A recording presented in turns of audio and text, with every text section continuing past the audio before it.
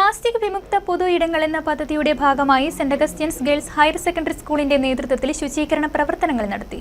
കോതമംഗലം മലയൻകീഴ് കോഴിപ്പള്ളി ബൈപ്പാസാണ് ശുചീകരിച്ചത്.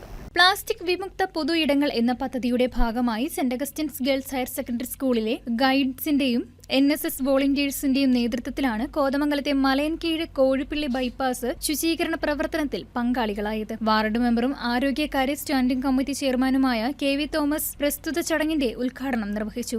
പരിശുദ്ധ എൽദോമാർ വാവയുടെ തിരുനാൾ ആഘോഷിക്കുന്ന ഈ വേളയിൽ കൂടിയാണ് നമ്മുടെ കുട്ടികൾ ഈ സന്നദ്ധ പ്രവർത്തനം ചെയ്യുന്നത്.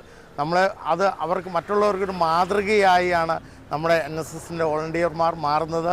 ഇവിടെ മാലിന്യമുക്ത കേരളം എന്ന ഉദ്ദേശം നടപ്പാക്കുക. വരുന്ന പെരുന്നാളിന് നാനാജാതി മതസ്ഥർ ഇവിടെ എത്തി വരുന്നതാണ്.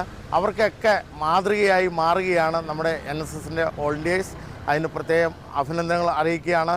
കോതമംഗലം MLA ആന്റണി ജോണിന്റെ മഹനീയ സാന്നിധ്യം ഈ സംരംഭത്തിന് ആവേശമായി. School principal sister Liz Maria, NSS programme officer IB George, guide captain sister Lisa George എന്നിവരുടെ നേതൃത്വത്തിലാണ് NSS ഗൈഡിംഗ് കുട്ടികൾ അണിനിരന്നത്.